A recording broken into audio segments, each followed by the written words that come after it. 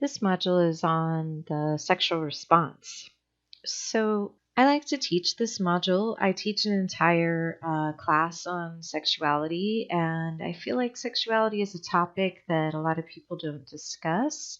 Maybe they're worried about offending people or making people feel uncomfortable, or maybe they feel uncomfortable. And I hope in this module that I don't make you feel uncomfortable, but I think this is such an important thing for me to discuss with you about how stress affects our sexual response, because it's estimated that 80% of all people will experience a sexual dysfunction either within themselves or with their partner in their lifetime. So that's 8 out of 10 people will experience a sexual dysfunction. And we're going to find out that the main psychophysiological illness that's associated with the sexual response, of course, is the sexual dysfunctions.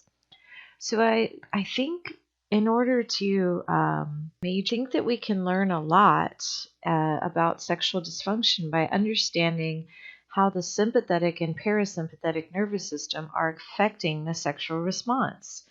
By having this knowledge, we can understand what's going on a little bit more. So what do you think? So one of these is for erection in a man or arousal in a woman. And the other one is for ejaculation in a man and orgasm in a woman. So which is which? Okay, so if you remember from last module, when I asked them about urination and defecation, we had about 50%. 50% had said that urination was controlled by the sympathetic, and 50% said urination was controlled by the parasympathetic. And that's what I find on this one too, is I get about 50-50. About 50% say that the sympathetic nervous system is responsible for erection and arousal. And about 50% of people say, no, I think the parasympathetic is for erection and arousal. So what's the answer? Ding, ding, ding, ding. The answer is that it's actually the parasympathetic controls erection and arousal. So why is this so important to understand, and what can it do for sexual dysfunctions? Well, let's start with the men and then we'll go to the women. So the two primary sexual dysfunctions, number 1 and number 2, are erectile dysfunction and premature ejaculation. And understanding those two sexual responses can all be tied back to the sympathetic and parasympathetic activity. So, for example, erectile dysfunction. Now, as men age, they tend to lose this enzyme that traps the blood into the penis, and so that's why they use Viagra and Cialis and so on and so forth. It just helps that enzyme build that enzyme that we lose as we age to trap the blood in the penis. It doesn't really, it doesn't make the penis grow. It doesn't. The person still needs to have mental stimulation to trigger an erection.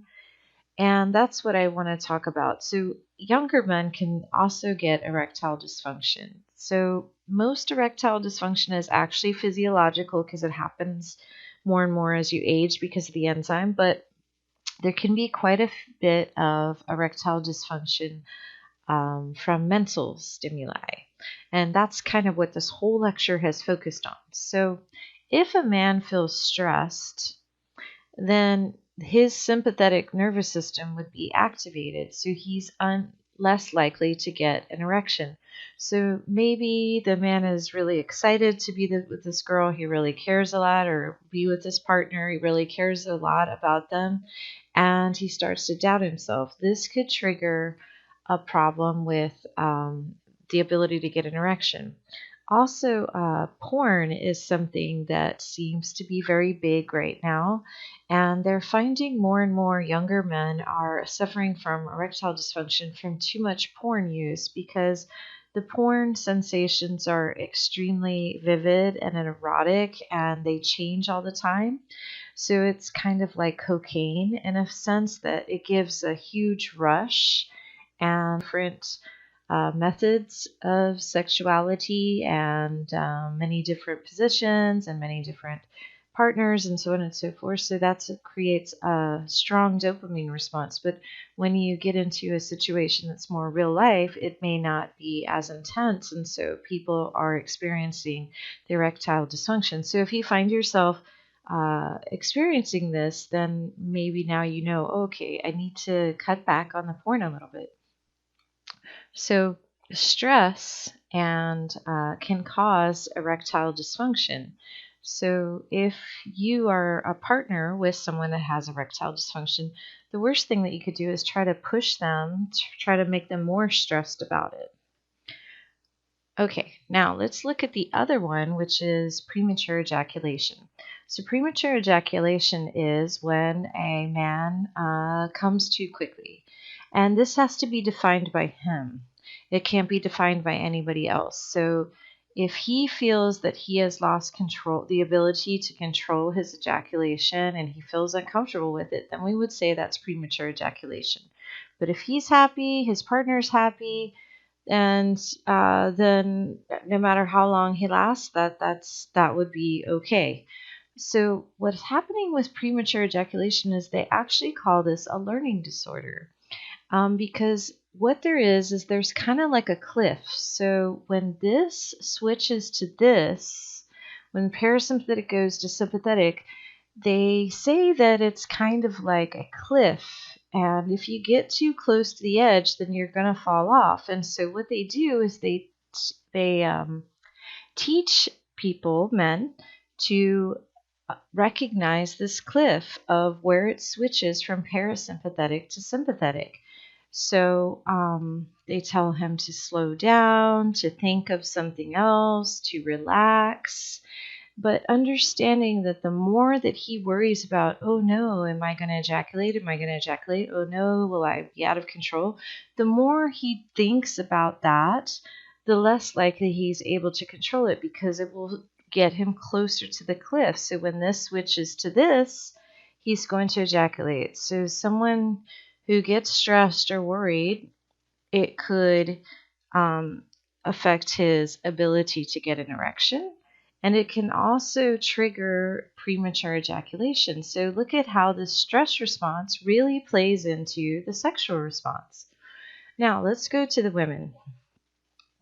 So the two primary so the sympathetic would control orgasm for a woman, and the parasympathetic is arousal. And that's what the two psychophysiological illnesses are. The top two psychophysiological illnesses for women are female arousal disorder and female orgasmic disorder. And it all comes down to understanding the sympathetic and parasympathetic. That's why I feel like this is so important to understand. So, in order for a woman to get aroused, she must have her parasympathetic nervous system activated.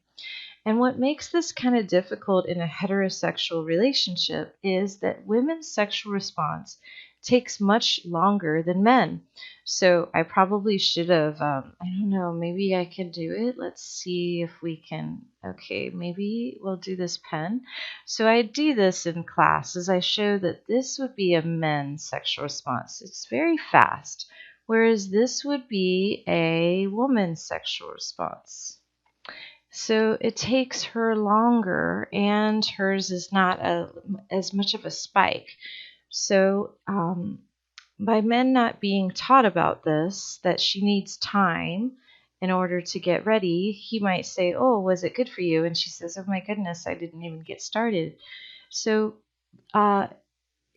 that's one thing, that if a man enters a woman too early or goes too early, then she's not ready. So in order for a woman to be able to achieve an orgasm, she needs time. And so there's what happens to a woman when she gets aroused is her vaginal walls, they lubricate. They're actually sweating. That's vagina sweat. Haha, that's interesting, right? They open up. Her uterus pulls up inside of her to make room for the penis entering, or whatever's entering. And the walls thicken. So if a woman is penetrated before she is ready, then her walls are not lubricated. They're very thin, and her uterus is shallow, so it's actually painful for her. So then if it becomes painful for her, she definitely can't get aroused. So a woman needs to be really, really, really relaxed in order to get properly aroused. So the female arousal disorder. So if a woman feels stressed or she feels nervous about sexuality, maybe nervous about her partner, nervous about anything, then she probably can't get aroused. So someone who's with a woman, what would be great for them is to assure them that we're just going to relax, we're just going to enjoy ourselves, and then slowly everything would work right. Okay, so now let's talk about female orgasmic disorder. So this is another interesting thing that I'd like to share with you because I feel like there's a lot of misconceptions about orgasm for females, but here's an interesting statistic. They estimate that only about 30% of all women can have an orgasm through penetration alone. That means that 70% of women seem to need direct clitoral stimulation, either with hands, mouth, toy, something, in order to bring them to orgasm. So most women simply cannot have an orgasm through penetration alone.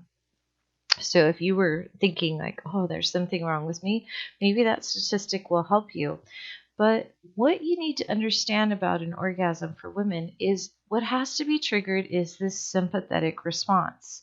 And so women seem to need time to get fully aroused. See, look, time to get fully aroused. And then when she gets fully aroused, it will switch over to the sympathetic. But a lot of women have to tense their leg muscles, or they have to hold their breath, or they have to use their mind to think about something that's very sexually arousing to them in order to make the switch from parasympathetic to sympathetic. So the female orgasm has to be in a lot of women has to be very they have to be very involved in the whole process. It's not an easy process. She has to be very relaxed, and then she has to be involved to trigger the sympathetic nervous system. So I hope that here that I've given you some information on like how the sexual response works is you need to be relaxed to get it started, and then the arousal needs to build in order to get an orgasm. And the arousal, you don't want it to happen too quickly in men usually, and women, you may have to play a much more active role in triggering your own orgasm. And I feel like women need to be taught a little bit more about the activity level that they need to play in this. um, Another thing here is not only is the stress involved in the sexual response, but it's also involved in our fertility. So when men are stressed out, their sperm production is much lower. Also, women tend to stop ovulation, or their cycle gets mixed up when she is stressed out. So stress not only inhibits our sexual response, but it also inhibits our reproductive responses.